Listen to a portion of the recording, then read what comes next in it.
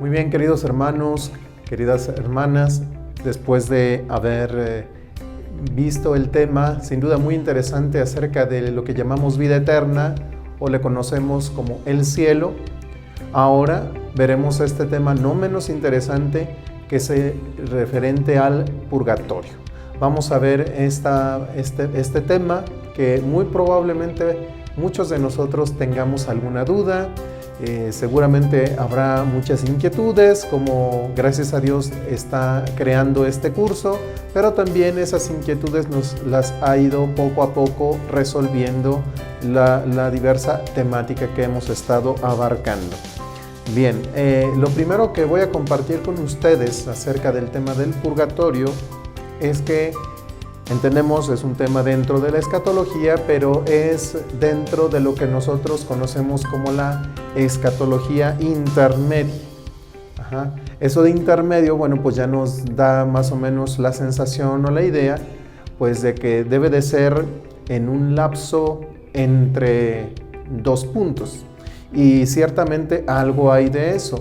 Es decir, que esta escatología intermedia es la que nos trata de resolver la pregunta, bueno, ¿qué pasa con aquellos que ya han dejado este mundo? O sea, ¿qué pasa? También podemos plantearla de esa manera. ¿Qué pasa en el lapso de viene la muerte y entonces vendrá el juicio final, vendrá la parusía? ¿Qué sucede en ese lapso de tiempo? ¿A dónde van las personas que mueren? Bueno, pues ese tema, les digo, es dentro de esto que le conocemos como escatología intermedia, porque también hay otros dos temas, sin duda también muy importantes y muy interesantes. Uno tiene que ver con la teología de la muerte, o sea, ¿qué es la muerte para el cristiano? El sentido teológico de la muerte, por eso hablamos de una teología de la muerte. Y también, por otro lado, tenemos lo que conocemos como el juicio personal. Por la dinámica del curso, por el desarrollo del curso, no vamos a tener oportunidad de hablar acerca de estos temas, pero por lo menos tengamos presente que lo que conocemos pues como escatología intermedia tiene que ver con estos tres temas. De esos tres hemos abarcado el tema del purgatorio porque sin duda es el que muchas veces nos da más dudas o podemos tener más inquietudes. ¿Qué es entonces el purgatorio? Bueno, pues un servidor se dio a la tarea de estar un poquito ahí investigando. Me encontré con esta definición de un diccionario de teología dogmática y se los comparto. ¿Qué es el purgatorio? Bueno, pues es el proceso de purificación después de la muerte que limpia al hombre de cualquier mancha y le permite la entrada a la consumación celeste. Entonces es un proceso. Y si es un proceso, querrá decir que tiene un principio, tiene un origen y tendrá una finalidad. Entonces, tiene que ver con algo que le llamamos purificación después de la muerte. Entendemos entonces que hay algo que queda después de la muerte, en lo cual el hombre necesita estar limpio antes, dice, de la consumación celeste, que le permite entrar a la consumación celeste. También hay otra definición que encontramos en el Catecismo de la Iglesia Católica, en los números 1030 y 1031. Dice así estos números, dice, los que mueren en gracia y en la amistad con Dios, pero imperfectamente purificados, aunque están seguros de su eterna salvación, sufren después de su muerte una purificación a fin de obtener la santidad necesaria para entrar en la alegría del cielo. La Iglesia llama purgatorio a esta purificación final de los elegidos, que es completamente distinta del castigo de los condenados. Bien, vamos a ver entonces que en estas definiciones, ambas definiciones coinciden en lo esencial. ¿Qué sería entonces lo esencial? Bueno, tiene que venir una purificación. Ambas definiciones hablan de una purificación que viene después de la muerte. Que esa purificación, en el primer caso nos decía, limpia al hombre de toda mancha. En el caso del catecismo nos dice, le hace obtener la santidad necesaria. Vean que en esencia es exactamente lo mismo. la santidad y el pecado, o la santidad y o la belleza, la pulcritud, pues van peleadas con la fealdad, con alguna situación de mancha.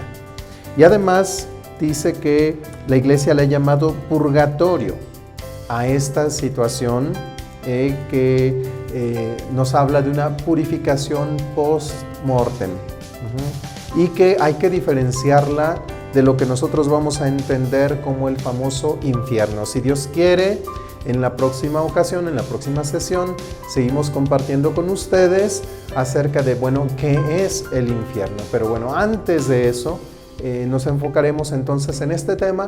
Por lo menos entonces debemos de tener bien presente esto. Se refiere entonces a un proceso de aquellos que mueren con el Señor, que mueren, le llamamos nosotros, en gracia del Señor, pero no del todo purificados, no del todo perfeccionados, no del todo limpios. No es que vayan a sufrir una especie de mini infierno, no se refiere a eso, pero sí, sin duda, tendrá que venir algo que implique alguna especie de dolor. Ahorita, más adelante, lo vamos a mencionar. Bien, nos puede surgir esta primera pregunta. ¿Hay un fundamento bíblico suficiente para que podamos hablar del famoso purgatorio? Y lo comento porque sobre todo es en el ámbito protestante, esto a raíz de la Reforma Protestante, y con ellos, bueno, hasta nuestras fechas, muchos de nuestros hermanos separados niegan la existencia del infierno porque dicen que explícitamente no viene nada en la Sagrada Escritura.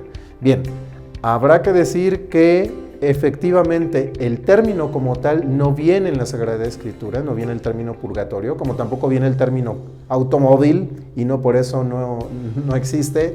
Sin embargo, lo que quiere decir, claro que viene en la Sagrada Escritura. ¿Viene de un modo explícito? Ciertamente no. Es cierto que los textos que tradicionalmente la Iglesia ha interpretado a favor de lo que ella misma le conoce como purgatorio, no es que sean del todo claros. Sin embargo, no por eso vamos a decir que no tenga fundamento bíblico. Recordemos que la Sagrada Escritura no nada más debemos de tomarla, leerla y el sentido literal, no. Recordemos que la Sagrada Escritura también la Iglesia la ha interpretado, porque la Sagrada Escritura es para la Iglesia, para la vida de la Iglesia, para edificar la Iglesia, pero también la Iglesia es la que interpreta la Sagrada Escritura. Y vamos a ver entonces algunos textos a propósito de este tema. Los textos son los siguientes. El primero de ellos es del segundo libro de los Macabeos, en el capítulo 12. Segundo libro de los Macabeos, en el capítulo 12. Los versículos son del 40 al 45.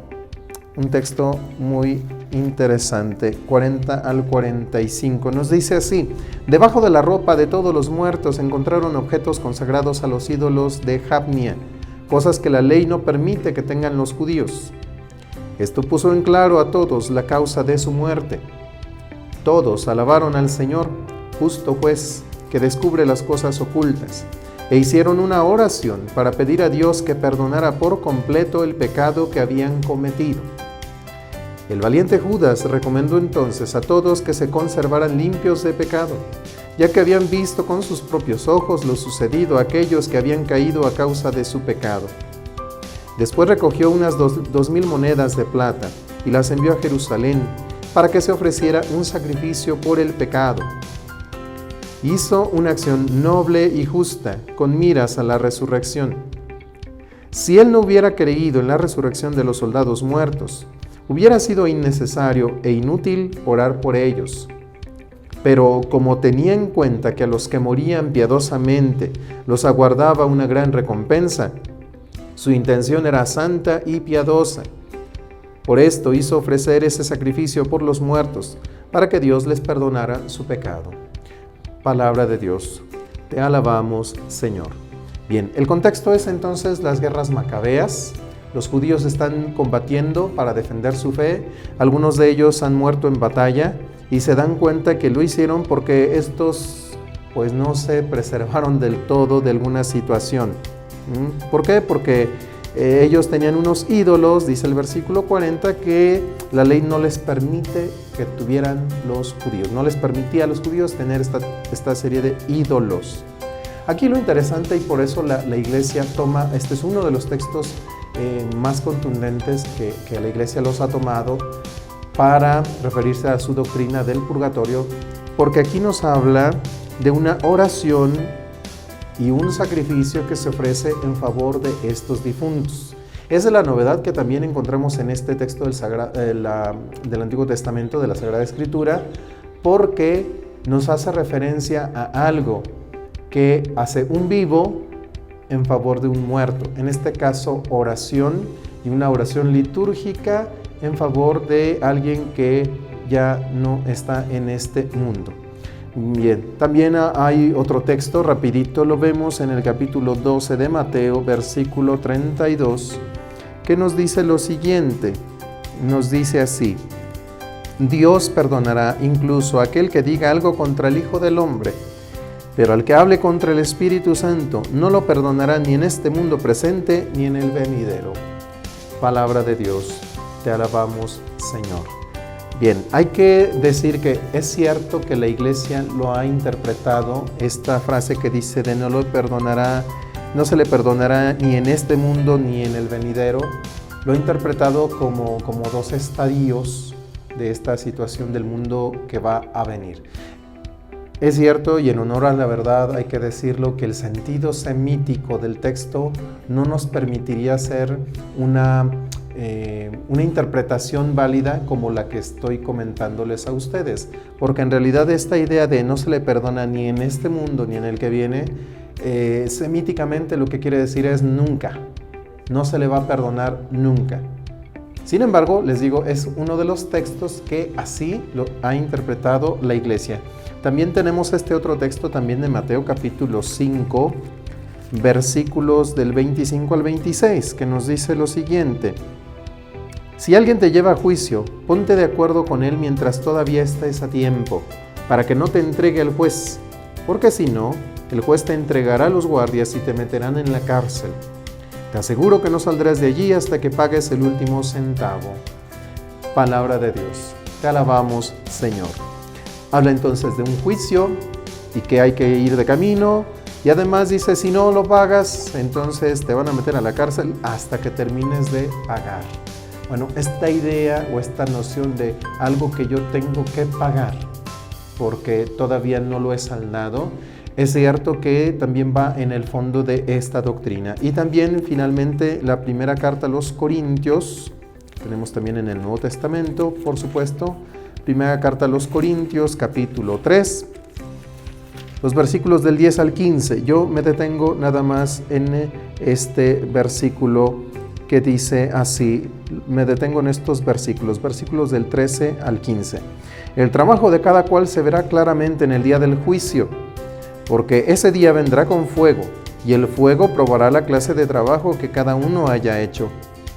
Si lo que uno construyó es resistente, recibirá su pago. Pero si lo que construyó llega a quemarse, perderá su trabajo, aunque él mismo logrará salvarse como quien escapa del fuego. Palabra de Dios.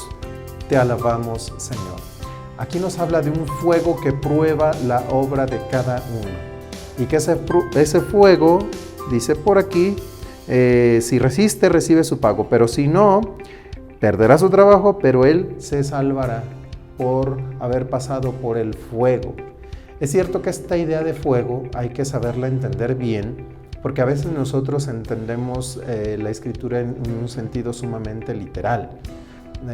En una época, es cierto, de la iglesia, también así se llegó a entender. Inclusive hasta se mencionaba pues de que ese fuego, si sería de la misma situación que el fuego del infierno y demás. Bueno, hay que entender que es una figura que se utiliza en la Escritura. Hay que ir más allá de las figuras que se nos van presentando en los textos. Aquí lo importante que es resaltar de estos textos, o lo que podemos resaltar de esta serie de textos, bueno, Dos cosas, y esto es importante y por eso es que esto lo podemos sacar, obtener pues de esta serie de textos bíblicos. Una absoluta pureza es la que necesitamos para nosotros poder ver a Dios. Porque eso sí, ¿verdad? Nada impuro puede estar en presencia de Dios. La impureza no se lleva con Dios. Solamente el que es plenamente puro puede obtener la visión de Dios. Y recordaremos como una de las bienaventuranzas eso dice: bienaventurados los limpios de corazón, porque ellos verán a Dios. Entonces, primera cosa. Y segunda cosa, la responsabilidad humana en el proceso de la justificación, que implica que una participación personal en la reconciliación con Dios y también la aceptación de las consecuencias penales derivadas de los propios pecados. Y esta parte es la que ahorita les explicaré un poquito, la que no aceptaron los protestantes desde la Reforma, porque para el protestante el ser humano es incapaz de cooperar para su propia salvación. Pero aquí nos habla de una responsabilidad. Esto implica entonces algo que tiene que ver con la doctrina de la justificación. Y habla de una participación personal que tiene que ver con las consecuencias del acto cometido. Solo les menciono así rapidito, recordaremos un poquito cómo en la Sagrada Escritura encontramos que a consecuencia del pecado de David con Betsabé, su hijo fallece. O sea, hay consecuencias de nuestros pecados. A nosotros se nos perdona el pecado por la reconciliación, sí, pero queda siempre algo. Queda la pena, lo que la Iglesia entiende por la pena. Es decir, que tiene una noción penal. Entonces aquí vamos viendo cómo esta doctrina del purgatorio va con referencia a también la dinámica, la doctrina, la praxis del sacramento de la penitencia. ¿Esto qué quiere decir? Pues que es posible que algún justo haya muerto sin haber alcanzado el suficiente grado de madurez espiritual. ¿Y esto qué implica? Una purificación ultraterrena. Además hay un detalle. Hemos escuchado en este capítulo 12 del segundo libro de los Macabeos, y también hay un texto importantísimo que quiero compartir con ustedes, la segunda carta a Timoteo, en el capítulo 1, versículos del 16 al 18, que nos habla de una realidad que la Iglesia ha practicado desde antiguo. A ver, ubiquémonos, primera carta a Timoteo, capítulo 1, versículos del 16 al 18. Dice por aquí, segunda carta a Timoteo. Segunda carta a Timoteo 1, muy bien. Que el Señor tenga misericordia de la familia de Onesíforo, porque él muchas veces me trajo alivio y no se avergonzó de que yo estuviera preso. Al contrario, apenas llegó a Roma, se puso a buscarme sin descanso hasta que me encontró. Que el Señor le permita encontrar su misericordia en aquel día. Tú ya sabes muy bien cuánto nos ayudó en Éfeso. Palabra de Dios. Te alabamos, Señor. ¿Por qué es importante este texto? Porque nos habla de un tal Onesíforo que ayudó, sirvió a Pablo. Se nota aquí que dice cuánto nos ayudó en Éfeso, etc. Pero por lo que nosotros alcanzamos a apreciar, ese Onesíforo ya había fallecido. Y aquí nos dice que el Señor le permite encontrar su misericordia. Dos veces, en el versículo 16 también, que el Señor tenga misericordia. ¿Qué es lo que hacemos nosotros con nuestros difuntos? Pues los encomendamos a la infinita misericordia de Dios. Entonces se ve que este Onesíforo es uno que ya ha fallecido, y sin embargo, aquí, aunque no es tan explícito, pero entendemos que San Pablo se refiere a una serie de oraciones en favor de los difuntos. Esta noción o esta idea de orar en favor de nuestros fieles difuntos, la Iglesia la ha tenido siempre. Ya desde la liturgia muy temprana del siglo II, especialmente la liturgia eucarística, se refiere, y hasta la fecha, siempre hacemos oración por nuestros fieles difuntos. Se acordarán ustedes que hay una parte en la misa, en la plegaria, donde dice: acuérdate de nuestros hermanos que se durmieron en la paz de Cristo. Bueno, pues hace referencia entonces a nuestros fieles difuntos. También los padres de la Iglesia atestiguan esta práctica. Les menciono solo algunos: Tertuliano, San Efrén, San Cirilo de Jerusalén, San Cipriano, todos ellos del siglo III. Especialmente este último tiene una obra en la cual habla de un ignis purgatorius, es decir, un fuego purificador para quienes no han podido purificarse antes de la muerte o por el martirio. Y él lo relaciona en cuestión a la práctica penitencial de la Iglesia. Entonces vemos cómo algo tiene que ver el sacramento de la penitencia, algo tiene que ver también esta situación de purificación después de la muerte, y algo tendrá que ver también la oración en favor de nuestros fieles difuntos. ¿Qué nos dice el magisterio de la Iglesia a propósito de esto? Bueno, tenemos el Segundo Concilio de León, que nos dice que las almas de los bautizados son purificadas después de la muerte con penas purgatorias, cuyo alivio lo brindan los sufragios, es decir, misas, oraciones, limosnas y otros oficios piadosos. También el Concilio de Florencia nos menciona que hay un estado en el que los difuntos no enteramente purificados son purgados, dice así, purgari, y purificados de la pena, penis purgatoris, y además los sufragios de los vivos les sirven a los difuntos. Vean cómo entonces ya el magisterio de la Iglesia establece que existe, y es interesante esto que dice Florencia, no es tanto un lugar, es un estado. Es un estado donde se purga y se purifica de la pena.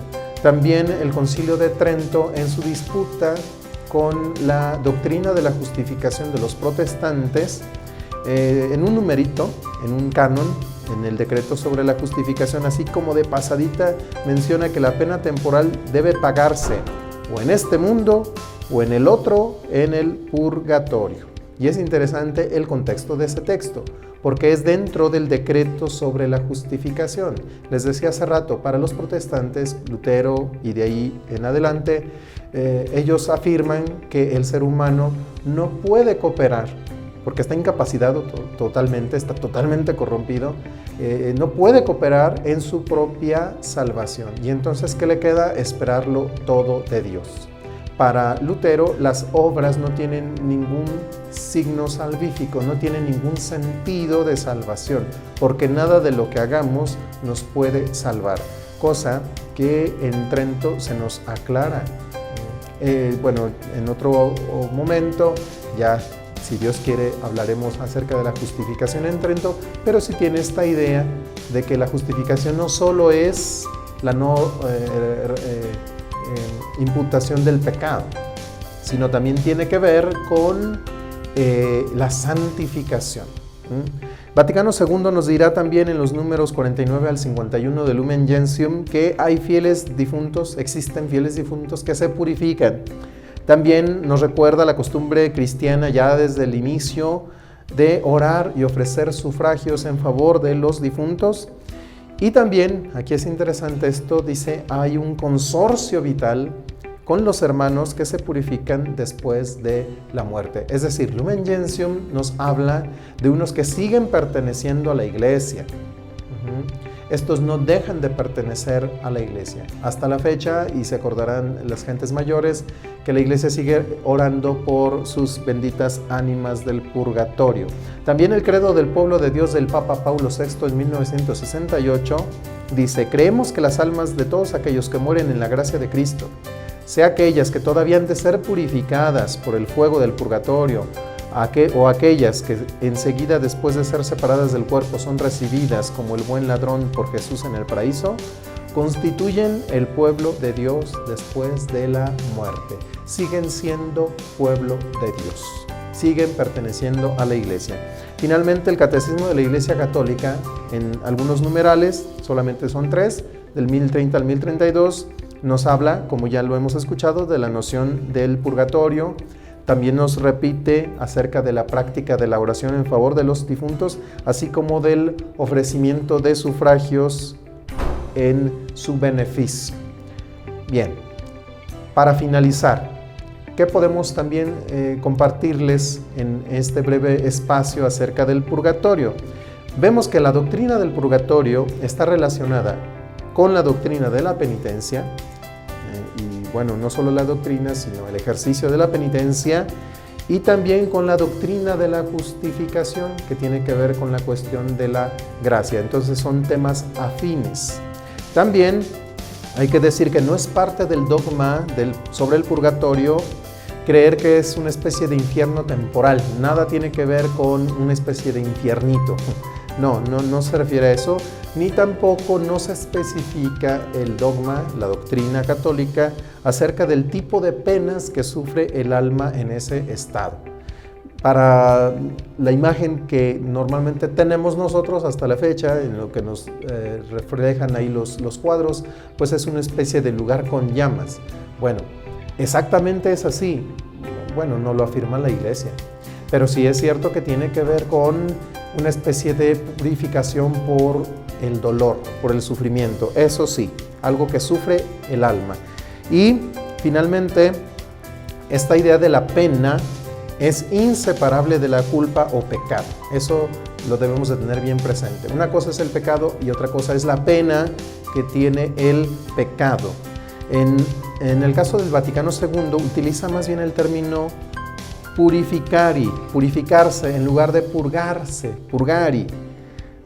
¿Por qué? Porque como que da más un sentido salvífico. Es cierto que persiste esta noción de un elemento penal, eso no se quita, porque es cierto que algo se debe. Sin embargo, esta idea de purificación va revestida de una dimensión salvífica, es decir, estos que están en este estado de purificación post-mortem, ultraterreno, ya están salvados.